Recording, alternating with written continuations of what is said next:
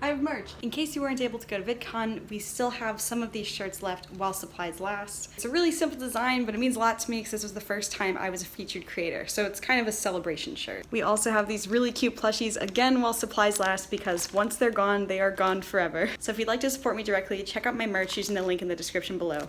That's it, thank you so much, let's go to the video. Hey you! Yeah, you!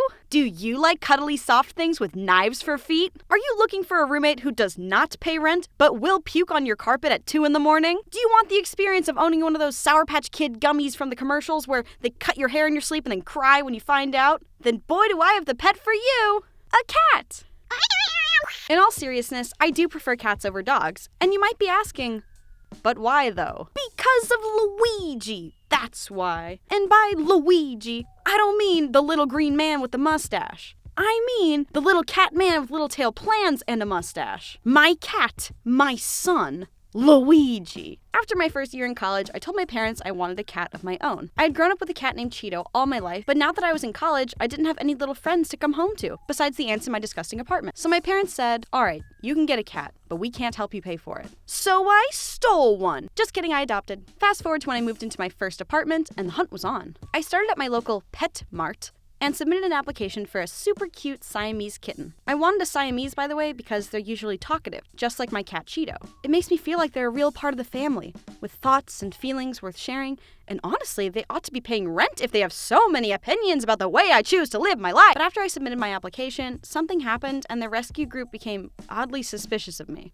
I got a call a few days later from their representative who said, "Yeah, it says here you'd kill the cat if it got sick or old." Wait, what? What are you talking about? The question was, what would you do if the cat was terminally ill? Oh, I think I wrote something like, I'd take it to the vet, talk about treatment options, but if they found nothing could be done to cure or otherwise help with the pain, then I would consider euthanization. So basically you'd kill it. Wait, what? FBI, open up! And that's how I was blacklisted from my local PetSmart. Not clickbait, emotional. So that meant I had to drive to my not local PetSmart and hope they all weren't in cahoots. I went in with my friend and we were taken to the back to test drive some cats. This place had a ton of kittens and this lady just let them all loose. And amongst this adorable tornado of fur, my friend crouched down but realized something was hiding under her. A tiny baby kitten with a tiny baby tail. The woman explained he was the last of his litter, also the runt of his litter, and part Japanese bobtail. He has all the vertebrae like a normal cat's tail, but his bones are simply what osteologists would classify as small uwu baby bones. At least that's how I understood it. So the rescue group creatively named this bobtail kitten Bob. That's lame. What about Luigi? And just like that, his name was Luigi. Just look at him. Bob? Whack. Luigi? Snack. I filled out the application, successfully passed the background check, and in 24 hours, he was mine. It all happened so quickly and easily, and it suddenly hit me that this is my cat. He's my responsibility. He's gonna depend on me to feed him, look after him, and love him until I'm like 30 at least. This was such a huge commitment, but in time, Luigi made it easy. Just kidding! As the seasons changed, so too did something in Luigi. Something sinister. As it turns out, bobtails are also talkative, which was great. But Luigi was fixed too early, meaning he never went through cat puberty, therefore his voice never got deeper, making him forever sound like a 2-year-old going, "Huh?"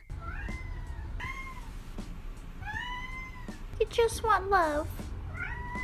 I'm sorry. At night, he'd endlessly scream, "Ha!" in his tiny, shrill, annoying, little ooh-woo baby voice. He was also weaned too early, so he'd suck on everything, leaving the nasty stench of kitten breath lingering in every room. He was also adamant that we weren't feeding him enough, so he'd dangerously try and fail jumping onto the counters for anything remotely edible. When we wouldn't give him enough attention, he'd bite our faces and teeth on our possessions. And Luigi has expensive tastes. I cannot count the number of headphones, laptop cords, and charging cables he's completely destroyed. And if this wasn't enough, his lonely meltdowns, perceived starvation, and destructive teething all work together in harmony to produce a dangerous habit of eating non-food items for attention. So along with the late-night screaming and sucking and biting and chewing, we'd get puking. Puking up the hair bands, twisting bestie ties, receipts, the note my mom always put in my lunchbox, leaves, Pokemon Band-Aids, toilet paper, a shoelace. God, one time he ate a frickin' balloon! Deflated, of course, but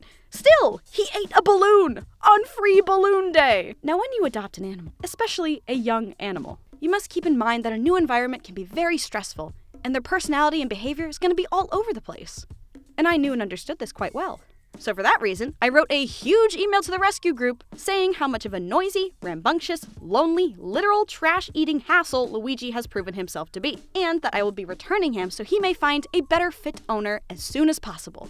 And I was just about to hit send when something inside me said, wait, just take a deep breath and sleep on it. And that was one of the best decisions of my life.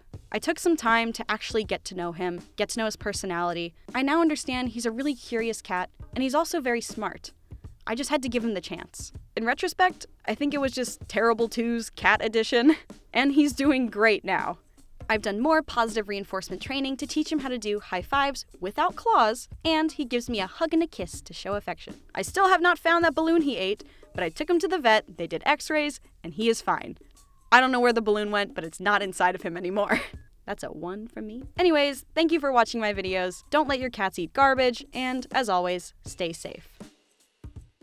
Hello, thank you for making it to the end card, and thank you Rebecca Parham for voicing some lines for me in this video. If you'd like to support me directly, I have a Patreon, and I'm also switching merch companies to Creator Inc. So check those links in the description, and as always, thank you so much for everything.